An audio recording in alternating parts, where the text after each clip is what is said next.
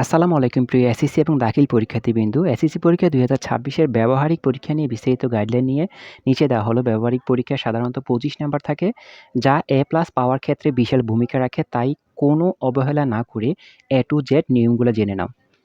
পরীক্ষা দেওয়ার সম্পূর্ণ প্রক্রিয়া। পরীক্ষার দিন কেন্দ্রে যাওয়ার পর সাধারণত নিচের ধাপগুলো অনুসরণ করে পরীক্ষা নেওয়া হয়। তো আমরা সেই ধাপগুলো ভালো করে জানবো ইনশাআল্লাহ, আমাদের অনেক উপকারে আসবে। যেমন রিপোর্ট ও সিট প্ল্যান। লিখিত পরীক্ষার মতোই বোর্ড সিট প্ল্যান দেওয়া থাকবে। রুল নম্বর অনুযায়ী নির্দিষ্ট ল্যাব বা রুমে গিয়ে বসতে হবে। পরীক্ষা শুরুর অন্তত ৩০ মিনিট আগে কেন্দ্রে উপস্থিত হতে হবে। তারপরে যদি আমরা নিচের ধাপগুলো অনুসরণ করি, সেটি হচ্ছে হাতে কলমে কাজ ও লটারি। রুমে যাওয়ার পর তোমাদের লটারির মাধ্যমে অথবা পরীক্ষকের নির্দেশে নির্দিষ্ট কোনো পরীক্ষণ করতে দেওয়া হবে। তারপর রয়েছে আমাদের উত্তরপত্র লিখন। বোর্ড থেকে একটি নির্দিষ্ট উত্তরপত্র দেওয়া হবে। সেখানে লিখিত পরীক্ষার মতোই নাম, রুল, রেজিস্ট্রেশন নম্বর ও বিষয় কোড বৃত্ত বরাদ করতে হবে। এরপর যে পরীক্ষণটি তোমার ভাগে পড়বে তার নাম, মূল তথ্য, প্রয়োজনীয় যন্ত্রপাতি, কার্যপদ্ধতি, চক, পর্যবেক্ষণ, হিসাব এবং সতর্কতা সুন্দরভাবে লিখতে হবে। তারপর আছে ল্যাব পারফরম্যান্স। তারপর রসায়ন ও পদার্থবিজ্ঞানের ক্ষেত্রে যন্ত্রপাতি সাজানো এবং জীববিজ্ঞানের ক্ষেত্রে চিত্র অঙ্কন ও ব্যবচ্ছেদ করার দক্ষতা শিক্ষকরা পর্যবেক্ষণ করবেন। মৌখিক পরীক্ষা রয়েছে তারপরে। এটি অত্যন্ত গুরুত্বপূর্ণ অংশ।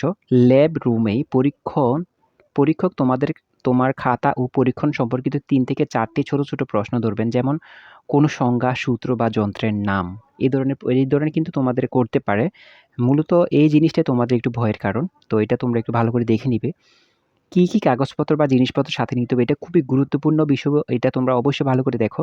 পরীক্ষার দিন কেন্দ্রে যাওয়ার আগে নিজের জিনিসপত্র অবশ্যই ব্যাগে গুছিয়ে নেবে।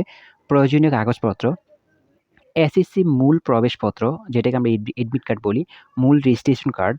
তারপর রয়েছে আমাদের ব্যবহারিক খাতা ও আনুষঙ্গিক সংশ্লিষ্ট বিষয়ের ব্যবহারিক খাতা। খাতায় যেন অবশ্যই তোমার বিদ্যালয়ের বিষয়ভিত্তিক শিক্ষকের স্বাক্ষর সাইন করা থাকে। স্বাক্ষরহীন খাতা গ্রহণযোগ্য নয়। কলম, পেন্সিল, ইরেজার। চিত্র আঁকার জন্য অবশ্যই ভালো মানের পেন্সিল, কাঠার সাথে রাখবে। জ্যামিতি বক্স, স্কেল, গ্রাফ এবং চিত্র সোজা করার জন্য স্কেল ও কম্পাস প্রয়োজন হবে।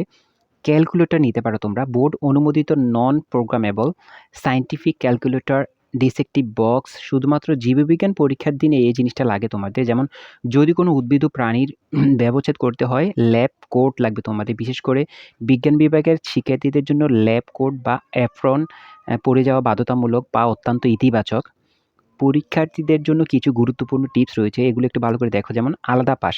মনে রাখবে সৃজনশীল, এমসিকিউ এবং ব্যবহারিক এই ৩টি অংশে আলাদাভাবে পাস করতে হয়। ব্যবহারিক পাস করার জন্য ২৫-এ অন্তত ৮ নাম্বার পেতে হবে। খাতার মলাট আছে। ব্যবহারিক খাতার উপরের মলাটে তোমার এসএসসি পরীক্ষার রুল ও রেজিস্ট্রেশন নম্বর স্পষ্ট করে লিখবে। নিজের নাম ও স্কুলের নাম লেখার প্রয়োজন নেই। ভাইবার প্রস্তুতি, ঘাবড়ে যাওয়ার কিছুই নেই। তোমার মূল বইয়ের শেষাংশে যে ব্যবহারিক অধ্যায়গুলো আছে সেখানকার সংজ্ঞা, একক ও পরীক্ষণের ছোট, ছোট সূত্রগুলো একটু দেখে গেলেই ভাইবার ভালো কিছু করা সম্ভব। হাজিরা খাতা। লিখিত পরীক্ষার মতোই ব্যবহারিক পরীক্ষার দিনও হাজিরা শিটে অ্যাটেন্ডেন্স যে শিট আছে স্বাক্ষর করতে ভুলো না। এটি অত্যন্ত জরুরি। এটা স্বাক্ষর যদি না করো তোমাদেরকে অনেক সমস্যায় পড়তে পারো, আমি আগেও বলেছিলাম। তো এই যে বিষয়গুলো আছে, এই বিষয়গুলো অবশ্যই আমাদের জেনে নেওয়া জরুরি এবং এগুলো তোমাদের উপকারে আসবে। তো অবশ্যই তোমরা এই ভিডিওটি ভালো করে দরকার হলে আরেকবার দেখো, মূল কথাগুলো ভালো করে বোঝার চেষ্টা করো।